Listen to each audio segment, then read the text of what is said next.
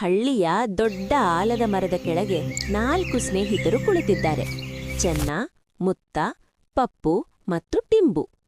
ಚೆನ್ನ ಹೇಳ್ತಾನೆ, ಯಾರಾದ್ರೂ ಏನಾದ್ರೂ ಕೆಲ್ಸ ಮಾಡೋಣಪ್ಪ, ಬೋರ್ ಆಗ್ತಿದೆ. ಮುತ್ತ ತಲೆ ಸವರುತ್ತಾ ಹೇಳ್ತಾನೆ, ನಾವೆಲ್ಲರೂ ಶ್ರೀಮಂತರಾಗೋಣ. ಪಪ್ಪು ಕೇಳ್ತಾನೆ, ಅದ್ಹೇಗೆ? ಟಿಂಬು ಗಂಭೀರ ಮುಖ ಮಾಡಿ ಹೇಳ್ತಾನೆ, ನಾವು ಕೋಳಿ ಫಾರ್ಮ್ ಸ್ಟಾರ್ಟ್ ಮಾಡೋಣ. ಚೆನ್ನ ಕೇಳ್ತಾನೆ, ನಮ್ಮಡಿ ಕೋಳಿ ಇದೆಯಾ? ಟಿಂಬು, ಇಲ್ಲ, ಆದ್ರೆ ಐಡಿಯಾ ಇದೆ. ಪಪ್ಪು ಕೋಳಿ ಕೂಗು ಮಾಡ್ತಾನೆ, ಕುಕ್ಲುಕ್ಕೂ. ಮುತ್ತ ನಿಜವಾದ ಕೋಳಿ ಓಡಿ ಹೋಗುತ್ತದೆ. ಎಲ್ಲರೂ ಓಡುತ್ತಾರೆ. ಕೋಳಿ ಅಜ್ಜಿ ತೋಟಕ್ಕೆ ಹೋಗಿಬಿಡುತ್ತದೆ. ಅಜ್ಜಿ ಕೂಗುತ್ತಾಳೆ, ಏನು ರೀ ಇದು, ಕೋಳಿ ಕಳ್ಳರ? ಸ್ನೇಹಿತರು ಕೈ ಜೋಡಿಸಿ ಹೇಳ್ತಾರೆ, ಇಲ್ಲ ಅಜ್ಜಿ, ಬಿಸ್ನೆಸ್ ಟ್ರೈನಿಂಗ್.